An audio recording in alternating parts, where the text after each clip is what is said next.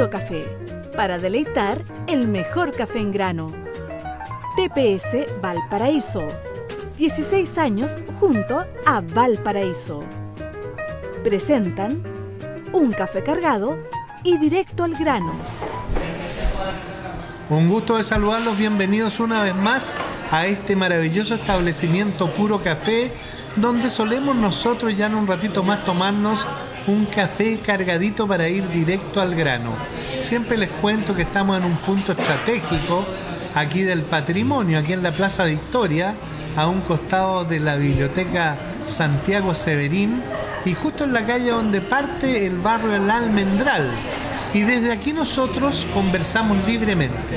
Es una tribuna abierta para toda participación, con respeto, con argumentos, y hoy vamos a ir a conversar con nuestro invitado, que es un doctorado en urbanismo, en arquitectura. Él elaboró un proyecto que no tuvo el éxito que muchos esperaban. ¿Recuerda usted el proyecto Venecia? Cambiar el puerto con una serie de consideraciones. Exactamente, me refiero a Alberto Teixidó, vicepresidente por lo demás del Colegio de Arquitectos de Chile. Bienvenido, Alberto. Gracias a Tilio por la invitación. Y antes de ir a la entrevista de fondo, cuéntanos algunas de tus actividades actuales, porque estás también haciendo toda una labor editorial muy interesante.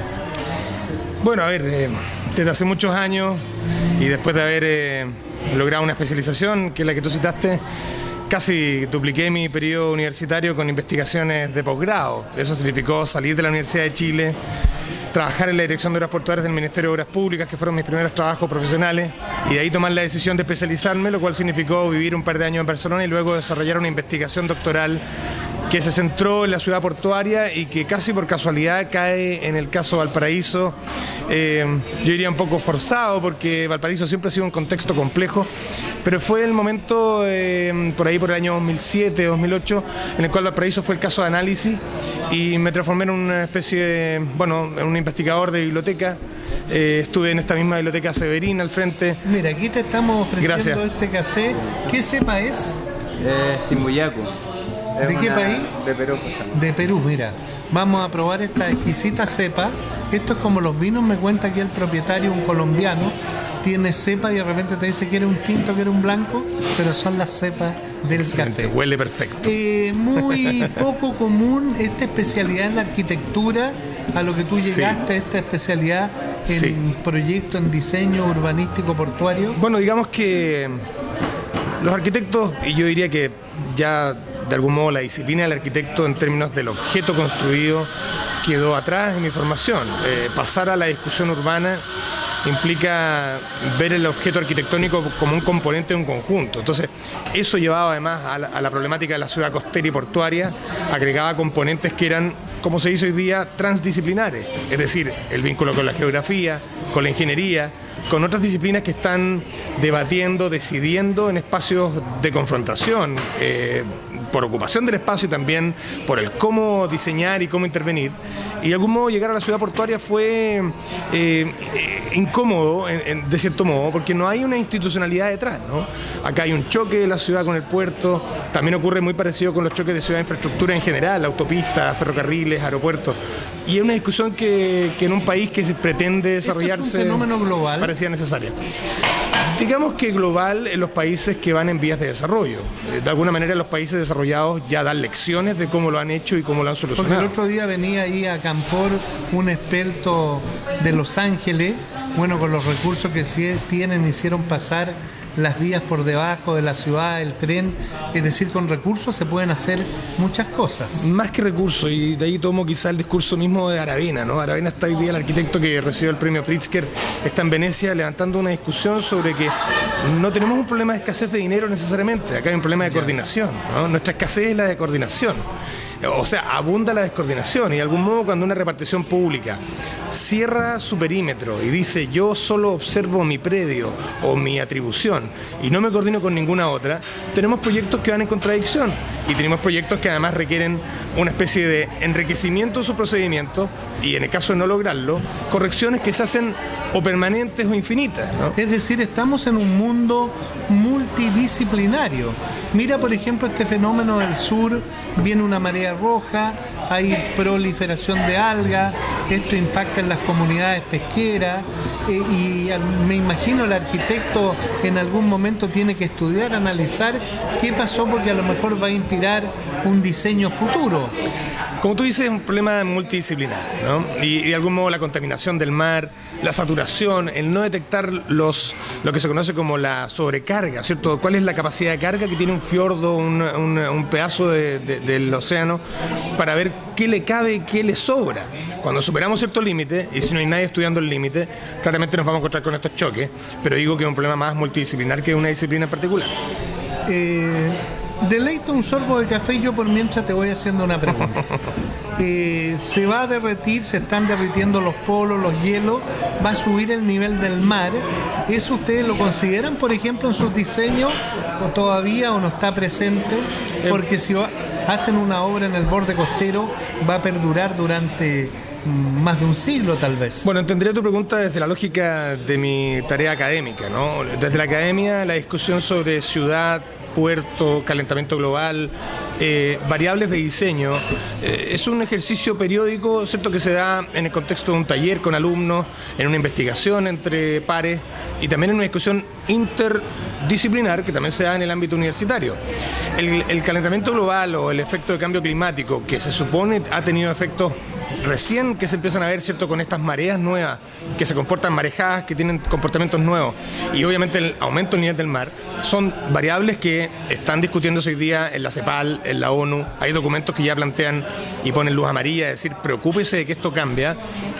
Obviamente en los diseños y ejercicios de diseño urbano, portuario, costero que se están realizando, aparecen esas variables nuevas para decir si quizás es necesario que en el mundo real de los proyectos estas variables aparezcan y generen, por tanto, nuevo estándar, nuevas variables, y obviamente acompañado de la experiencia que hablamos antes del primer mundo, estas coordinaciones interservicios donde en lo medioambiental, la obra costera, el municipio, actores que estén involucrados con la problemática logren coordinación y sinergia que a través de una inversión con un diseño bien realizado generen máximo beneficio. Es interesante lo que nos cuentan, porque aquí en Valparaíso, una ciudad portuaria que empieza a desarrollar este concepto de patrimonio, aumenta el turismo, se transforma de alguna manera en una ciudad universitaria. Son factores que el arquitecto debe entrecruzar. Yo diría que es primero el ciudadano que observa dónde vive, cómo habita, quiénes toman las decisiones. Luego vendrá la posibilidad de especialización. Cada disciplina tiene la manera de observar la realidad a su modo, y lo interesante es lograr esos intercambios. Valparaíso Puerto, Valparaíso Universitario, el Valparaíso Patrimonial, hablan de ese discurso que ha levantado, ¿cierto?, bien el señor Esquella, sobre estos Valparaísos en plural. Y lo que ha llamado la atención desde la lógica de la arquitectura y el urbanismo es cómo estas variables, en contexto productivo portuario, han contrapesado una decisión infraestructural de gran envergadura. Ese creo que ha sido el punto de partida, una discusión de decir, bueno, vale, tenemos que movilizar carga y tenemos que generar infraestructura para ello. Pero en un contexto urbano patrimonial como el de Valparaíso, el procedimiento para llevarlo a cabo, la manera de diseñar, el dónde emplazar, el cómo amortiguar ese impacto antes de las mitigaciones y mucho menos más lejano de las compensaciones. Bueno, entonces es una posibilidad. A terreno, porque hemos estado informando ampliamente por nuestro canal internet acerca de este informe encargado por el gobierno de Chile a un experto internacional que se va a considerar en la UNESCO, y que ha sido bien categórico. Dice el T2, el Terminal 2, es de alto impacto, irreversible, y también en una parte dice que debieran hacerse compensaciones a la ciudad, pero también en otra parte dice que este proyecto, las autoridades chilenas, antes de que Chile postulara a esta calificación en la UNESCO, era una política de Estado construir un desarrollo portuario. Eso es cierto. Pero también es cierto que si uno revisa la planimetría del Plan Maestro Portuario del año 2003, cuando se da la declaratoria UNESCO, los dibujos del Terminal 2 que hoy día conocemos eran bastante distintos. se sabía que había un desarrollo portuario, pero no sus detalles. Siempre hemos planteado que la discusión que hay aquí en Valparaíso no es un problema del qué, no es un problema del desarrollo portuario, sino que es un problema del cómo estamos desarrollando puerto, dónde lo estamos emplazando, cómo se diseña. Y eso es lo que ha generado un poco lo que tú citabas al principio, de esta necesidad de venir y decir, desde quienes hemos querido estudiar esto, oye, parece que esto puede ser de otro modo. La ecuación de un Valparaíso patrimonial con un crecimiento portuario eficiente y competitivo, como establece la ley de puertos, era posible y es posible en emplazamientos que la misma empresa portuaria ha planteado. Lo que pasa es que la decisión de hoy se llama Terminal 2, creció bastante respecto al diseño original de hace 13 años atrás y hoy día tiene otro tamaño, otra dimensión. No puede usarse el argumento de que UNESCO conocía el diseño del Terminal 2 que está recientemente terminado. Por tanto, es muy importante ese cómo, más que un qué. Café, explicarle algo al público, importante de nuestra labor editorial. Nosotros le estamos haciendo un servicio a ustedes, porque acá estamos ante uno de los máximos detractores al proyecto del Terminal 2. Pero sirva de información para todos los que están a favor y en contra. Los argumentos de este destacado arquitecto, no es que nosotros estemos a favor ni en contra, y aunque lo estuviéramos, igual uno mantiene una reserva periodística para más o menos poder conversar. ¿Por qué ha sido tan opositor al Terminal 2 o conocido como T2? A ver, es bueno plantear algunas de las principales argumentos. Como tú dijiste, el informe Sasa, ¿cierto? El informe Sasa constata lo que veníamos diciendo desde Chile hace ya, diría yo, con toda seguridad, 5 años. Hace 5 años, cuando la licitación del Terminal 2 quedó desierta, la primera licitación fue la primera, bueno, habíamos terminado, yo he terminado el posgrado, y se producía un pequeño grupo de académicos que decía, oye, hay espacio para discutir sobre esto, hay una pausa reflexiva. Hay un artículo publicado en ese tiempo que se llamó 1, 2, 3 momia. Bueno, vamos a ver, reflexionemos. Esa reflexión no ha llegado, no ha ocurrido. Recién hoy, después del informe Sasa, que de alguna manera respalda conmigo las dos posiciones que hemos planteado. Desde la academia se ha dicho, aquí digo, no represento a toda la academia del país. La Universidad de Chile, frente a los problemas del Terminal 2, planteaba la necesidad de corregir emplazamientos, dado que se estaba liquidando a través de impactos considerables que hoy día se les puede llamar con toda seguridad inmitigables, irreversibles. Planteaba la necesidad de corregir emplazamientos del Terminal 2 buscando lo que el mismo Plan Maestro Portuario planteaba. El MOL tenía un problema y que sigue estando hoy día, especialmente hoy, donde no conocemos todavía el diseño finalizado. Hay un diseño que se fue sometido a 19 observaciones, 23 observaciones por la comisión que la UNESCO solicitó y no lo conocemos, por tanto es muy difícil criticar lo que está pasando hoy día en el sector del MOL Barón, dado que el diseño no está publicado y es difícil hacer un comentario al respecto. Sí, lo que hay que decir es que en el caso del MOL, como lo han dicho los expertos internacionales, había que poner los usos del borde costero que eran adecuados para el borde costero y hoy día además sumar esta variable de que todo lo que se haga ahí permita que en los próximos años tengamos facilidad de recuperar, si se diera el caso, esos espacios para actividad portuaria. Eso significa no facilitar la compraventa del suelo, ni facilitar estructuras que sean inamovibles. O sea, que el borde costero quede despejado en caso de un crecimiento en Yolanda. Si en algún momento se plantea ese crecimiento portuario, la estructura, la intervención debiera permitirlo.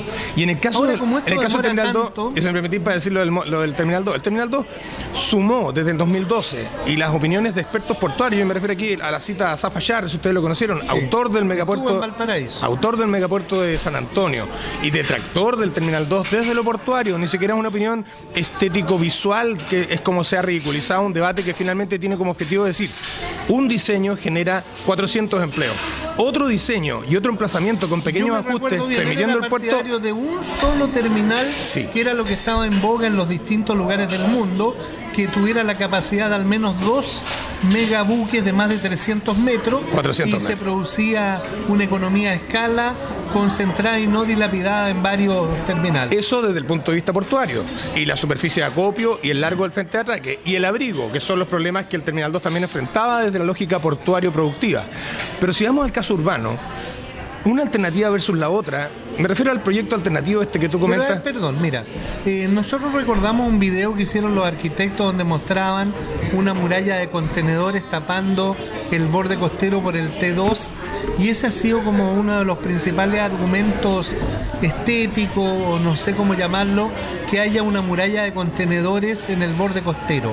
Bueno, primero decirte, el compromiso y el vínculo que tuvimos con esta discusión tuvo que ver con un diseño urbano portuario que intentó compatibilizar la compleja pregunta de cómo equilibrar el desarrollo portuario con la ciudad patrimonial que estaba al frente. Ese es el compromiso que se asumió, ese proyecto fue intentado entregar al puerto, el puerto lo rechaza y se produce una complejidad innecesaria que hoy día miramos hacia atrás y decimos, bueno, esto fue lo que pasó. El diseño del puerto y la ciudad compatible sigue siendo posible, no hay inicio de obra. Mientras no haya inicio de obra, yo pregunto, ¿es posible hacer lo que se quiera? No son contratos y proyectazos. Ahora, en este sentido, el informe ISASA, sí, de alguna manera, por lo que yo leí, no sé si estaré equivocado, dice, pueden haber compensaciones, observaciones, pero el proyecto va. Bueno, ¿cómo lo lees tú? Yo, siento que esto es un empantanamiento innecesario. Se ha dicho desde Chile ya, y lo constata ISASA, que los impactos pueden ser corregidos hasta que no haya obra ejecutada. Esto hay que buscar toda instancia de corrección. Toda instancia de corrección. Hoy día mismo estuvimos en el lanzamiento del libro de Horvath. Plantea una discusión sobre los territorios y los impactos del territorio que hay ante el centralismo, que toma decisiones en espacios donde los impactos no son bien medidos. El senador Lagos Weber también ha hecho una discusión respecto a abrir espacios de ajuste. El expresidente Lagos, qué decir, planteó que el diseño de este proyecto era un chiste. Sin embargo, vemos a la autoridad como concentrada en no escuchar ninguna recomendación. Yo ya no sé quién tiene que hablar para poder plantear un Alberto, espacio de discusión cuando hay un y de ajuste. Compromiso, una licitación hecha, inversiones en juego, dos presidentes que han venido a corroborar el proyecto. Por más que existieran argumentos en contra, ¿tú crees que es posible cambiar esto y dar vuelta atrás? Mira, hace 5 años atrás la excusa era que el Callao le iba a ganar la pelea a Valparaíso.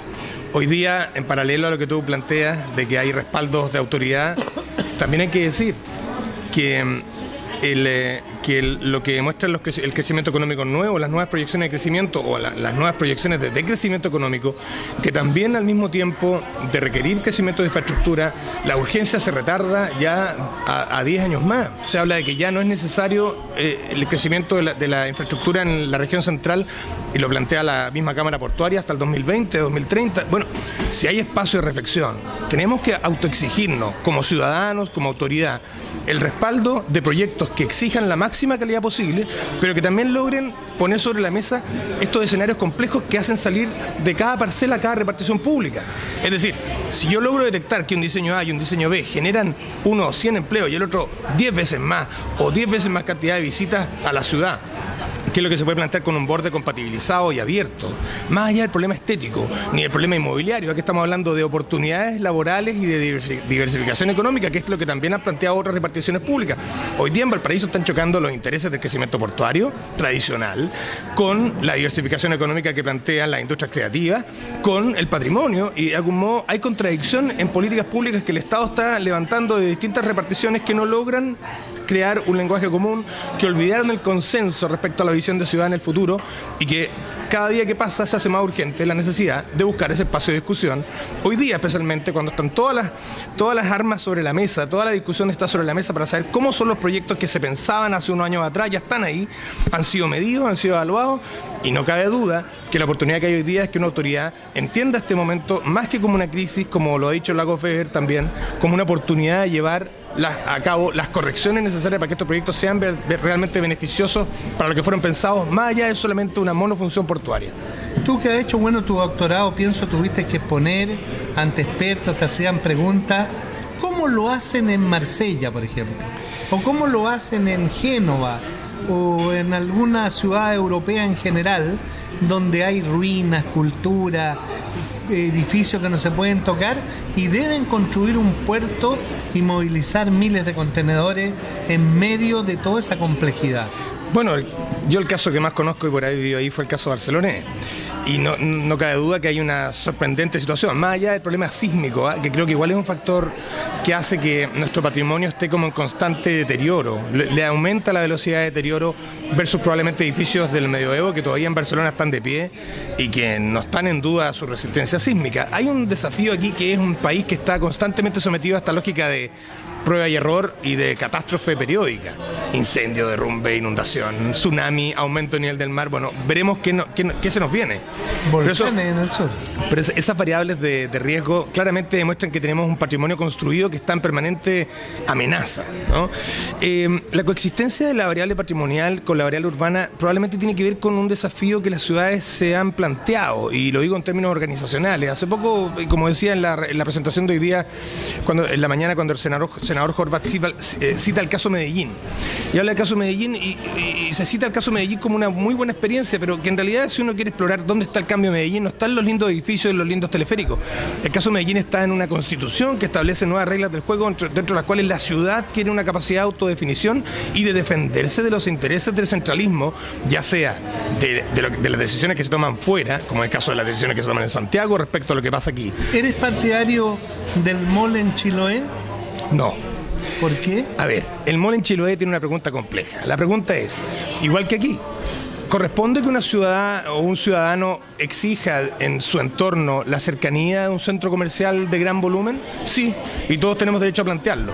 La pregunta de Chiloé, la pregunta de Valparaíso, la pregunta de San Antonio, la pregunta de Puerto Montt es si el lugar y las proporciones del edificio son las adecuadas. No es una pregunta del sí o no al mall.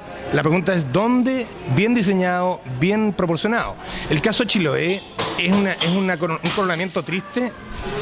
Bueno, un coronamiento triste. Botellazo, es un procedimiento culinario. Pero no venía esa taza volando para acá. Pero el caso Chiloé preocupa porque correspondió a la culmine de un proceso económico importante del país. Y tuvimos las mayores cifras de crecimiento macroeconómico. Sin embargo, logramos los edificios más feos de nuestra historia. Y eso es preocupante, ¿no? Pero ese edificio mira, podría haber tenido menos altura, menos proporción. Ponte en este caso, la señora de Chiloé, que a lo mejor fue a un mall ahí cruzando al lado de Puerto Mono, en Santiago, estaba muy feliz y dice: quiero tener mi mall en Chiloé también. Las porteñas hicieron una encuesta y más del 70% de las porteñas, muchas de ellas esposas de los portuarios, quieren el mall. Te vuelvo a repetir la respuesta. No es un problema de sí o no al mall. La pregunta es dónde y de qué manera se diseña para los impactos visuales, espaciales, viales que el proyecto puede generar. El caso de Chiloé es similar. Yo digo, no se puede plantear aquí una pregunta moralista de decir que no les corresponde un mall porque es un espacio del pecado del consumo. Por el contrario, tienen derecho a hacerlo. La pregunta era si el lugar donde se emplazó, el diseño planteado, más allá de los problemas judiciales, porque este proyecto igual tuvo más altura de la que se comprometió en un principio. Yo recuerdo hace pocos días hablando con gente de San Antonio, recordaba cómo se le había dicho que ese mall de San Antonio iba a ser casi transparente y iba a tener una gran ventana al mar, cuando se le mostraban las simulaciones tridimensionales. Pero era así. Era así, y hoy día, bueno... ¿Y tú sabes por qué no fue así? No. Fue por una razón muy simple, por las protestas de los trabajadores que paralizaron los puertos durante meses y donde era un lanzamiento de piedra y de bomba, y eso hizo que se cambiara el proyecto por temor a las protestas. Si no hubieran existido protestas en San Antonio, hubiera sido transparente. Bueno, voy a eso, voy a que acá hay un desafío del cómo, ¿no? No es un problema del qué. Si los moles ya están proliferando por el país, que así sea. No hay un cuestionamiento necesariamente de eso. Lo que sí hay que decir es que los lugares y los tamaños pueden ser mejorados, y en el caso de Castro y Chiloé, la postal desde el mar es preocupante. ¿Cómo mejorarías con un edificio que el T2? No podemos celebrar. ¿Cómo qué? ¿Cómo mejorarías el T2 desde tu perspectiva? A ver, yo no puedo negar que cuando nos hemos enfrentado a esta discusión, y como tú citabas, cuando llegamos a la discusión en el 2012 dijimos, el proyecto puede ser mejor emplazado. Se tomó información del plan maestro portuario, se vieron las alternativas de crecimiento hacia Yolanda, hacia San Mateo, pareció que San Mateo era una mejor opción, hay Farellón costero versus no centro histórico, por tanto parecía una alternativa que tenía impactos distintos, impactos igual, el Cerro Farellón, por tanto pareció ser una mejor opción. Luego de eso, cuando vemos que la autoridad sin color político, o la tecnocracia, como le queríamos llamar, persiste y persiste que este proyecto es inmejorable, bueno, algo así, ¿no? Porque cuando no hay espacio para debatir o proponer, llamaba mucho la atención que no hubiera disposición a ese diálogo. Se nos trató muy mal, pese a lo que digo hoy día con el informe ISASA, que constata lo que se dijo internamente. El Terminal 2 tiene posibilidades de mitigación, no como lo plantea obviamente el informe ISASA, digamos que de compensaciones relevantes. La gente de ICOMOS Chile, a través de su presidente, hace unos días hizo una afirmación de que la mejor compensación es mover el T2 a otro lugar, ¿no? O darle un nuevo diseño. Eso es una negociación que el Estado tiene que plantear. El Terminal 2 puede lograr quizá aminorar sus impactos a través de medidas de ajuste de diseño que tienen que ver con emplazamiento y localización respecto al centro de la bahía. Alguien dio una idea, estaba yo en una conferencia, porque se decía que la muralla de contenedores daba a las calles que dan al mar. Entonces alguien sugirió que justo en las calles se dejara una ventana. No, en ese sentido te diría solamente cabe respaldar más allá de la creatividad el informe ISASA con un proyecto que no puede ser mitigado, con todo el esfuerzo que tú puedas hacerle. Incluso hay un intento del municipio de plantear un canalizo de pocos metros de largo, insuficiente. Las pasarelas o el montón de pasarelas que se le quieren poner al insuficiente. Estamos tratando de decorar un impacto que por mala decisión de emplazamiento y por un origen de mal diseño no puede ser mitigado de buen modo, sino más bien plantear preguntas de fondo como reubicación y rediseño. O sea, es una solución categórica la que tú das. Respecto a un plan maestro que ya está dibujado por los mismos ingenieros portuarios, pero que privilegiaron, al parecer por costo y tarifa, una ubicación por sobre otra, sin ver lo que pasaba alrededor. Si se construye el T2 tal y como está planteado, ¿qué crees tú que va a pasar? ¿Cuál sería el real impacto negativo? Es lo que te planteaba hace un rato. El problema de un diseño u otro tiene que ver con la capacidad de generar empleo y con la capacidad de diversificar economía. Si un diseño anula otras actividades económicas, parece poco conveniente. Si otro diseño bien diseñado, bien emplazado, amortiguado, quizás generando esta distancia entre la ciudad y el puerto, que permita un canalizo de amortiguación, que es lo que nosotros tratamos de discutir hace 4 años atrás. El proyecto Venecia. Sí, como otras posibilidades también de amortiguación de este proyecto, pero no ha habido voluntad para generar esa compatibilización. Y en ese canal, ¿qué es lo que ocurre? Se mantienen las actividades de pesca artesanal que ya fueron expulsadas de la bahía. Se mantienen los boteros sin amenaza, que además por norma internacional en los próximos años también podría haber negociaciones para sacarlos, porque hay normas que dicen que no pueden coexistir barcos grandes con barcos pequeños. Es decir, la amortiguación del diseño genera más diversificación de economía, que es una cosa muy necesaria en Valparaíso cuando se habla de empleabilidad y de impacto económico del proyecto, manteniendo el mismo puerto con la misma actividad económica, pero con 3, 5, 7 actividades económicas nuevas vinculadas a la recreación y al turismo, y por tanto mucho más empleo, y además la oportunidad, como el caso barcelonés, que cita los expertos, multiplicó por 40 la capacidad de empleo antes y el después de la transformación, y genera hoy día 15 millones de visitas al año. Supongamos que aquí logramos un 5% de eso, un 10%, un 20% de eso, claramente es un escenario que parece más favorable, y por tanto la pregunta sobre el T2 es una pérdida de oportunidad de diversificación económica y de empleabilidad de un diseño u otro que se estaría perdiendo, y parece no comprensible la decisión de perderla. Volvamos a lo que dice el informe del experto ISASA sobre el Puerto Barón, o algunos lo llaman el proyecto del MOL. Él dice que es de leve impacto, de poco impacto, casi nulo, dice textualmente, respecto de la zona patrimonial o el casco histórico patrimonial. Y bueno, ya yo estuve en el Consejo Municipal y hasta los detractores como que decían, bueno, esto ya tiene que construirse, le dieron la luz verde.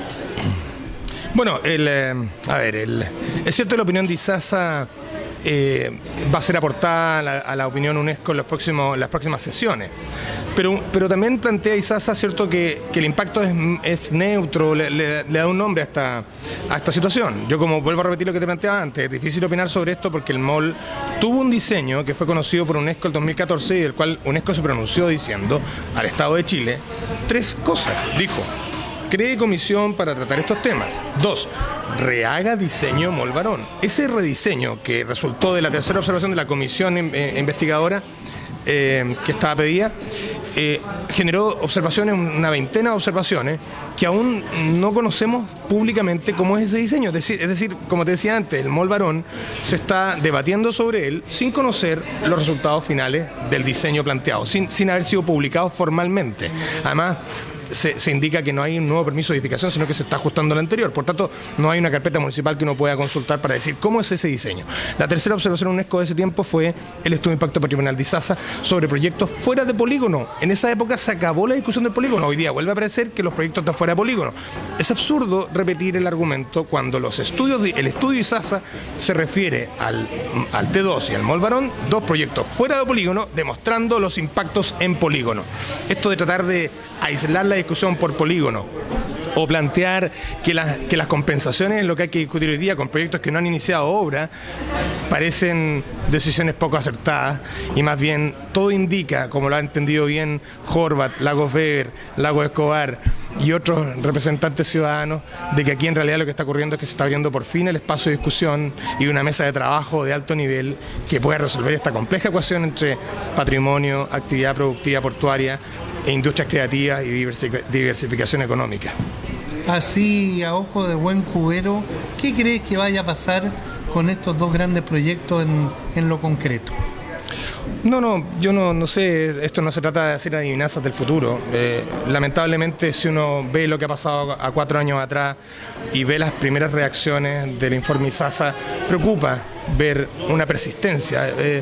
Yo no puedo entender que una autoridad pública que tiene como misión supuestamente equilibrar fuerzas, representar los intereses colectivos, defender bien común y también generar inversión, pero digamos que está dentro de la ecuación, no logre ver que ante señales claras de diseño deficiente hay una oportunidad de corrección y se defienda un avance sin obstáculos para un diseño que ya demostró obsolescencia, impactos innecesarios y, como vuelvo a decir, no está iniciada la obra, no hay nada que nos pueda pasar peor que equivocarnos con un diseño, y por lo tanto esa oportunidad de discusión es la oportunidad del consenso perdido, de esta visión ciudadana que se desdibujó desde el año 2001 en las comisiones bicentenario y el 2003 con la declaratoria de UNESCO, cuando se nos pone esta variable en la mesa y que además ha sido súper cuestionada por el informe ISASA respecto a lo que ocurre en la ciudad, ¿cierto? La administración UNESCO y la institucionalidad que se le dio al patrimonio, en este caso específico de Valparaíso, pareció insuficiente y está al lado de estos otros tal vez impactos. Como este es un programa marítimo, nos hemos ido mucho por el lado portuario, pero tal vez el corazón del informe de ISASA es demoledora. Dice que hay un descuido calamitoso, textualmente lo dice el experto del área patrimonial, algo así decía: basta ir por las calles y ver los grafitis, el desorden, edificios que han sido incendiados, en fin, él da una visión catastrófica del estado del patrimonio en el área protegida. Yo creo que hay que agradecer, lamentar la tardanza, pero agradecer la claridad y de algún modo esta autoflagelancia correctiva, ¿no? Más allá de la autocomplacencia. La autocomplacencia nos autodestruye también. Esto de que está todo bien y que el proyecto no tiene capacidad de ser mejorado es una pregunta sorprendente, ¿no? Debiéramos estar permanentemente autoexigiendo que lo que estemos haciendo en el país, en nuestras ciudades, en estas ciudades que son cuidadosas. Fíjate, la discusión de Valparaíso se da en el contexto patrimonial, ¿eh? O sea, esto es la zona UNESCO. Esta discusión no se está dando en Caldera o en Chañaral, se está dando en el Valparaíso patrimonial. Si aquí no fuimos capaces de cuidar, yo no sé qué queda para el resto del país, pero esa es la pregunta uno. ¿Que se perdiera la categoría de ciudad patrimonio de la humanidad? Comparto la opinión de ISASA. Él plantea que esto no es posible visionarlo desde el informe, pero claramente sí le está planteando que hay un proyecto que tiene impactos irreversibles, inmitigables. Hay una preadvertencia. Quien no quiera ver la advertencia, no sé si tiene que ver esto con incomprensión lectora, no sé. Plantear esa discusión de que el proyecto tiene impactos de ese tipo es no querer ver la posibilidad de que esto sea discutido en ese formato y perdamos la categoría. Pero no es el tema de fondo, sería tristísimo llegar a esa condición. Lo que a mí me sorprende y lo que hemos visto es que internamente la inquietud planteada internamente por la universidad, por el grupo de universidades en la Bienal de Arquitectura pasada, por el Colegio de Arquitectos regional, nacional, por actores que están tratando de generar un contrapeso respecto a lo que el Estado y la empresa quiere hacer. Necesitamos contrapeso. O sea, ahora, todo esto tiene que ver con un problema de recursos. No fue escuchado. Él, por ejemplo, en el informe señala y recomienda la creación de una fundación o de una corporación independiente para que tenga una gestión y tenga también el financiamiento. En el Consejo Municipal ha sido recibido esta palabra compensación, ha dado mucho que hablar por estos días, y a mí me han preguntado mucho a la gente en la calle cuál es la diferencia, y te la traspaso a ti la pregunta, entre una mitigación y una compensación. A ver, yo creo que es bueno hacer la aclaración, pero también lo digo con preocupación. Quedarse tranquilo con que la compensación va a solucionar este tipo de problema de impacto de larga escala. Nadie sabe, hasta los concejales, no todos tenían claro, y yo creo que la ciudadanía menos, algunos periodistas tampoco lo entendemos totalmente, la diferencia entre mitigación y compensación. Se entiende que cuando ya un proyecto es imposible de ser mitigado, pasa a la categoría de compensar. Pero mira lo que ha pasado. Hace un mes atrás. ¿Es obligatorio por ley? ¿Es voluntario?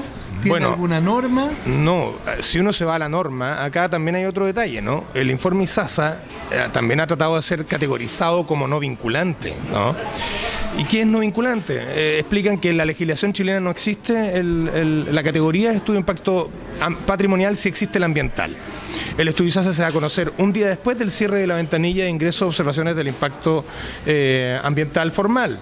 Un día después de un proceso que además fue, tú sabes, retrasado muchas veces. O sea, se buscó la manera de llegar ese día. Dejemos eso en el pasado, digamos, y la ley de transparencia y todo lo que pasó en el proceso de no mostrar a tiempo este documento, o no haberlo hecho antes y haberlo hecho llegar después. El proyecto... No entendí bien la pregunta. La diferencia entre mitigación y compensación. Bien, la mitigación... Porque esto es algo filosófico, sí, que hace entender al público... No está claro, aquí el proceso de compensaciones no queda claro, porque claramente, tal como hace un mes atrás estábamos mitigando con pasarelas, pinturas de grúas de colores... O sea, perdón... Y otro tipo de medidas insuficientes. Se hace todo este proceso de consulta ciudadana, la ciudadanía empieza a hacer observaciones y la empresa va dando mitigaciones... mejora un camino. Entregó una propuesta, sí. Esa es mitigación. Bueno, algunas que son fuera de la ciudad, sobre la cantera, pero aquí se plantea pintar grúas de colores, se plantea pintar fachadas, o sea, acciones que llamaban mitigaciones. ¿Qué es una compensación? Luego de que el proyecto se categoriza bajo la lógica del estudio ISASA como inmitigable, todas estas acciones quedan en un ámbito decorativo, no son suficientes para mitigar el impacto del proyecto. Y por lo tanto, se cae en la lógica siguiente, que es, si no puedo mitigar, compenso. Es decir, habría cierta disposición de la autoridad a aceptar los impactos y errores del diseño del proyecto a cambio de dinero. Eso es muy preocupante y lo vuelvo a repetir en la lógica de que el proyecto no está iniciado y por tanto es tiempo de ajustarlo siempre. Ya se está hablando de esta palabra porque se interpretó en algunos grupos porque ellos han estado luchando para ser como los casinos, es decir, que los puertos dejen parte de sus ganancias o impuestos en las localidades locales. Sí, y te podría decir que estamos de acuerdo con esa afirmación. Usted está de acuerdo. Pero es que, a ver, tenemos que meternos cada uno en el territorio que conoce. Nosotros ¿podría dar esta palabra la vía para eso? Yo creo que no, me parece que es una manera triste de aceptarlo, porque si el proyecto tiene impactos que pueden ser corregidos, porque esto puede ser corregido ante el no inicio de obra, todavía este proyecto puede ser ajustado. Si el proyecto se ajusta, busquemos la manera de que genere menos impacto.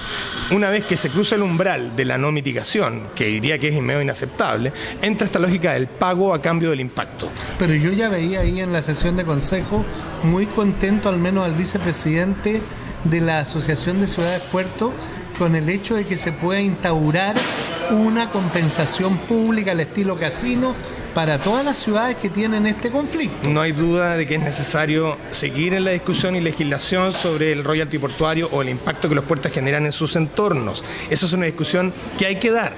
Pero usar esta instancia para con ello darle pasada a proyectos que tienen impactos que pueden ser corregidos, me parece inadecuado. La discusión del royalty portuario es necesaria, debe darse, pero también es cierto que los proyectos que tienen deficiencias deben ser corregidos. Son dos caminos completamente distintos y no por ello tiene que coincidir una permisividad absoluta a proyectos que tienen impacto y que solo por poner dinero son aceptados por una ciudad, ciudadanos o autoridades públicas que suponemos tienen una misión un poco más compleja que solo generar inversión, sino que generar proyectos de máxima calidad y ojalá generadores de empleo y por tanto defensores de bien común, en la lógica de que salgan más personas beneficiadas que solamente una industria con una sola intervención. Casos de conflicto como este del T2, ¿otros existen o esto del Mall Barón? ¿Existen en el país en la actualidad otros casos tan emblemáticos? Digamos que sí, algunos ya han ocurrido y son hechos consumados. Como el que mencionábamos del Mall de Chiloé. Bueno, el Mall de Chiloé, pero que no está en territorio portuario, ahí hay un territorio urbano que fue una normativa que se fue acomodando y que liberó alturas hasta el resultado formal que vemos. San Antonio es un caso de hecho consumado, la llegada a San Antonio cambió drásticamente desde el antes al después del proyecto y de algún modo, y no sé si ha cumplido con las expectativas que se planteaban. ¿Tú has ido a ese mall? ¿Al Mall de San Antonio? ¿Sí? ¿Interiormente? Sí. No. Mira, es que yo cuando veo eso y le dicen como la vacinica de toda serie de insultos despectivos hacia uno mismo, cuando se encuentra con esa estructura que debió haber sido transparente y que ahora es como el diseño de un barco, ¿eh? Yo no lo sabía. Cuando uno toma un bote en la bahía y lo ve de lejos, es un barco. Pero cuando entré al mall y voy al patio de comida me quedé impactado, porque la vista es maravillosa y la están disfrutando cientos o miles de personas. Es decir, igual es una paradoja, porque ofrece un servicio, porque antes uno iba a comer a la caletita pescado, el ceviche en un plástico, y aquí ahora te ofrecen un plato más preparado con una vista y un ventanal espectacular. Bueno, ese es el caso. Es una paradoja. Es una paradoja entre comillas también, porque el espacio público abierto, con visibilidad, también puede ser generado. Tú viste el caso barcelonés cuando estuviste ahí. Sí. ¿Qué porcentaje de ocupación de suelo tiene los edificios que hicieron para la recuperación del suelo barcelonés? ¿Un 5%? No, ¿10%? Me acuerdo que el puerto creció hacia el mar, sí, pero varios, como 1 o 2 kilómetros más allá. Sí. Es decir, igual se enfrentaron a este problema de poblar y adentrarse en el mar para construir obras portuarias. En el caso del puerto sí, pero la zona que se abrió al uso urbano tiene... ¿Dónde está la marina? Donde está la marina, donde está el Mare Magnum, los edificios que están ahí ocupan con suerte un 10% de la superficie liberada. Tú vas al caso Antofagasta, vas al caso San Antonio, no, vas hay al caso... espacio y yo consultaba porque una vez pregunté por el acuario y le pregunté al portero, creo... ¿En Barcelona? Me dijo, claro, me dijo, por aquí, por esta calle, señor, pasan más de 100.000 personas al día. Y claro, yo traté de ir al acuario, pero estaban agotadas las localidades. 15 millones de visitas al año al puerto de Barcelona, ex puerto productivo portuario que se traslada unos kilómetros al sur. Y bueno, pero voy al ejemplo que te decía. La ocupación de suelo del caso barcelonés es a la inversa del caso chileno. Acá, la avenida Argentina tiene un parecido. Se parece a la Rambla. Pero fíjate el caso de Antofagasta. El suelo portuario es al revés de la ocupación. Y el caso de Mall Barón también es preocupante. ¿Cuál es el porcentaje de ocupación de suelo que genera la abertura? Por tanto, cuando tú hablas de los espacios de calidad con buena vista, eso perfectamente puede ser diseñado de un modo que no sean los espacios de consumo. Es decir, que sean espacios públicos de calidad con buena vista. Me citaste otra consulta sobre qué está pasando en Chile. Hay otro caso emblemático que llama mucho la atención y que tiene que ver con una problemática parecida a la de Valparaíso San Antonio, que es el caso antofagastino. Antofagasta tiene una polémica con un galpón de acumulación de concentrado de cobre en el centro de la ciudad. Sí. Cuando hace 10 años atrás se había comprometido la creación de mejillones con un puerto que podía llevarse cargas menos compatibles con lo urbano.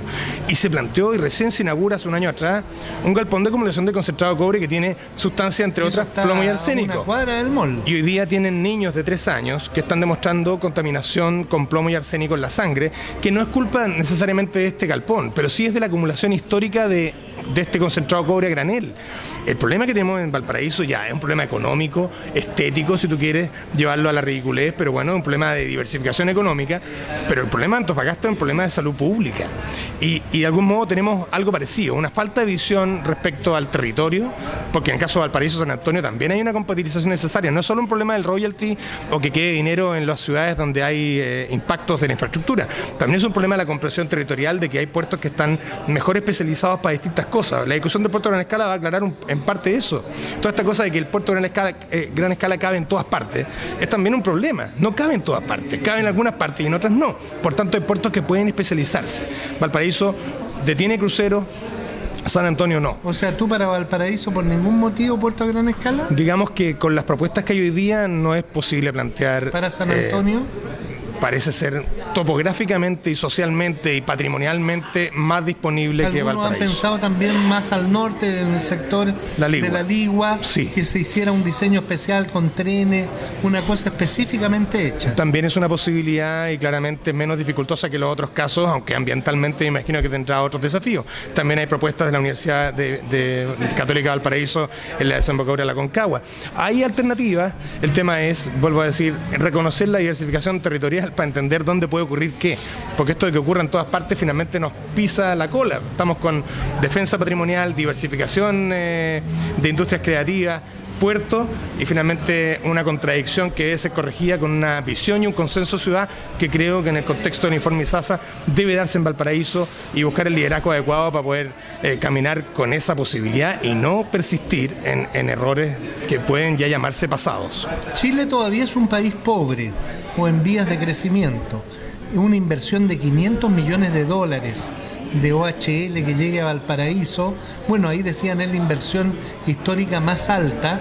¿Cómo la autoridad no se deja embelezar por una inversión así que va a aumentar de alguna manera la inversión del país?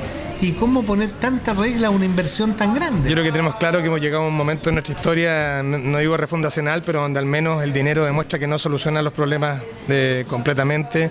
Acá hay un mundo académico y un mundo de técnicos que se está especializando y que por alguna razón se especializa y por tanto puede lograr que la misma inversión mejor diseñada, mejor emplazada, la misma inversión logre más beneficios. Acá hay un problema te lo decía, el caso de Aravena en Venecia. El problema aquí no es una escasez de dinero ni una llegada del dinero, es un problema de coordinaciones. Con esos dineros, con esas inversiones, con autoridades decididas, podemos lograr mejoras. En Barcelona los dineros del puerto quedan en la misma ciudad. Sí. Y puede la empresa portuaria reinvertirlos. No tiene que darlos a las arcas nacionales si ganan, por ejemplo, 50 millones de dólares y puede agarrar ese dinero y reinvertirlo en grúas, puentes, y por eso uno ve estas maravillas. Yo vi un puente que se abre para que pasen los buques, de hacer obras que acá ni siquiera soñamos. Bueno, pero el ejemplo que tú citas no puede ser simplemente trasladado y copiado. Barcelona responde y Cataluña responde a una comunidad autónoma que tiene su propio parlamento, su propio presidente. Por eso, ¿son comparables las cosas? No necesariamente así. Lo que uno puede decir sí es que hay ciertas decisiones administrativas que le dan autonomía a las regiones. Región, digo, no región a la escala chilena, hablo de las regiones, de los territorios, ¿cierto? Que el caso barcelonés lo logra con una presidencia, una autonomía, con un municipio que tiene atribuciones, presencia en el directorio del puerto, dineros que quedan en la localidad. Algunos otros dineros irán al gobierno central también, por eso existen los gobiernos centrales también. Oye, tú te fijaste en esta información, ya que estábamos volviendo al principio, se me había quedado en el tintero. Sí. Las marejadas que irrumpieron tan tempestivamente en los últimos años, en el último verano han tenido deparas de hasta 30 días en algunos puertos del norte. Es decir, que este fenómeno de la marejada está incidiendo en lo que es la industria portuaria y va a requerir de nuevos estudios, nuevos diseños. ¿En Valparaíso tú estudiaste ese impacto que podría tener? Nosotros, cuando comenzamos, no solo el caso de Valparaíso, en todos los casos el aumento del nivel del mar y la nueva incidencia de las marejadas apareció como una variable de diseño que viene más bien de lo que ocurrió en Talcahuano para el terremoto del 2010.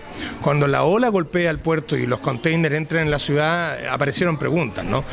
¿Dónde puede estar emplazada la plataforma para que el aumento se transforman en verdaderos misiles? Bueno, hay un tema de impacto que puede ser amortiguado. ¿Cómo se puede amortiguar? Bueno, con el emplazamiento adecuado de la plataforma, con canalizos de amortiguación que sean capaces también de recibir la caída potencial de un contenedor antes de golpear la tierra. O sea, es decir, estamos con una oportunidad, digo desde lo académico, sin plazo tope ni mortífero, como ocurre más bien en estas discusiones, de buscar diseños compatibilizados que logren solucionar a través de acciones de diseño urbano los impactos tanto medioambientales, cambio climático, diversificación económica, amortiguación de presencia de plataformas en zonas especiales, como el caso de la zona patrimonial de Valparaíso. Y bueno, y esa es la búsqueda y el espacio de reflexión que nos damos ahí. Lo que necesitamos, obviamente, es que la autoridad también abra la discusión, genere una mesa y se produzca el trapasigue necesario y fundamental entre la academia de un país y sus autoridades, porque el contrapeso ante una inversión pública de envergadura o concesionada a privado, pero que está regulada por lo público, necesita la mayor cantidad de variables para ser analizadas ante los diseños e impactos. Creemos que hay una oportunidad, el mundo lo ha hecho, la experiencia no solo que hay que ir a Europa, Medellín es un caso interesante, Buenos Aires con su Puerto Madero que está en nuestra misma latitud, logró una transformación relevante que hoy día tiene a todo el mundo yendo a visitarlo y genera una economía completamente distinta. Es decir, hay oportunidades económicas, pero que implican innovar, dejar de hacerlo de siempre y buscar oportunidades de reconversión que son igualmente rentables, pero que requieren claramente soltar la persistencia, más aún cuando hay demostración de eficiencia. Oye, mira, para terminar quería hacerte una pregunta histórica. ¿Qué te parece el Molo de Abrigo y cómo calificarlo como obra ingenieril y arquitectónica también de alguna manera? No, el Molo de Abrigo es probablemente la obra más importante de nuestra historia. De Chile, sí. El Molo de Abrigo tiene en su último tramo de 700 metros, ¿cierto? En la punta se habla mucho de estos 60 metros de profundidad. Pero cuando se habla de los 60 metros uno cuesta imaginarlo porque la foto aérea muestra una rayita, ¿no? Pero en realidad estamos viendo la arista de un talud. Esto es una pirámide de Egipto. Esto tardó 20 años en ser ejecutado. Se comienza a ejecutar en el proyecto Pearson de 1911, que comienza a construir desde la zona de Varona. Una base muy grande, es un talud. Incluso debajo del... Exacto, no es visible, pero si uno vaciara, hay un dibujo de Lucas muy famoso que muestra cómo es el Valparaíso con el agua vaciada. Este talud hacia abajo es una obra titánica, ¿no? Que se pensó sobre lógicas de rentabilidad, Mideplan, Mideso, ¿no? Hoy día estamos en una cosa poco arriesgada. Los diseños son que ojalá no molesten mucho al inversionista. Tenemos que mirar a largo plazo. ¿Cuál es Valparaíso es el resultado de esa mirada a largo plazo. Entonces el mensaje de esta pirámide sumergida? Que en el pasado fuimos capaces de pensar sin las limitaciones del corto plazo, de esta mirada sectorial, de una repartición en sus propias atribuciones. Acá hoy día faltaría una visión más estratégica de un estadista, un presidente que dijera hagamos esto en el norte, nos falta, hagamos esto otro en Punta Arenas, no sé, y hagamos esto otro en Valparaíso. ¿Hay que hacer grandes obras o todo va a quedar ahí a la rentabilidad del Banco Interamericano? Digamos que el banco o el interesado particular. No, claramente aquí en la discusión que hemos visto en aspectos urbanos, ¿no? La ciudad es el lugar donde nos desenvolvemos. Acá es necesario, más allá del problema de Valparaíso, si uno se va hacia afuera, claramente aquí hay problemáticas de monofunción contra multifunción, de monodisciplina contra multidisciplina. Hay una discusión sobre el consenso y la visión ciudad. Lo tuvimos hace 10 años atrás con las comisiones bicentenarias. Fue lo primero y lo último que hicimos en la historia para consensuar en cada ciudad los 200 proyectos bicentenarios que se plantearon. Se nos olvidó. Los periodos presidenciales se redujeron de 6 a 4 años. Hoy día el cortoplacismo de las decisiones no permite mirar a largo plazo lo que va a ocurrir.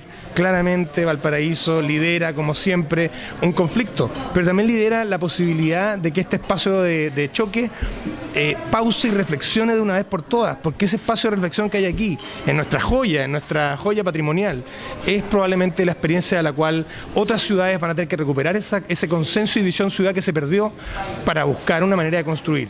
Mientras no logremos consenso y visión ciudad sin una autoridad y un liderazgo que podrá tener que ver con la presidencia, aunque suena un poco extraño, ¿no?, que el presidente finalmente va resolviendo todos los problemas de las localidades, pero hablemos también de la elección de intendentes, hablemos también de municipios con autonomía y liderazgo, y probablemente recogiendo la experiencia internacional, que también demuestra cómo han sido esos liderazgos y esas planificaciones, se abra el espacio para la mejor ciudad que se sueña, que se quiere, más allá de un problema de corto plazo y de proyectos que pueden ser corregidos permanentemente hasta que no inicien obras, y que es lo que hemos querido generar como discusión. Bueno, Teixidó, apellido catalán. Catalán. Por eso tu fuerza ahí de No sé si es eso, ¿Ah? no lo sé. Bueno, te agradecemos mucho que hayas venido especialmente desde Santiago hasta Valparaíso, que tú quieres, para hablar de este tema polémico y entregarnos tus argumentos para enriquecer este debate que nos lleva a temas tan, pero tan interesantes. Así que muchas gracias a todos ustedes y por favor viralicen la entrevista por las redes. Gracias. Gracias a ti, Leo. Puro café, para deleitar el mejor café en grano. TPS Valparaíso, 16 años junto a Valparaíso. Presentaron un café cargado y directo al grano.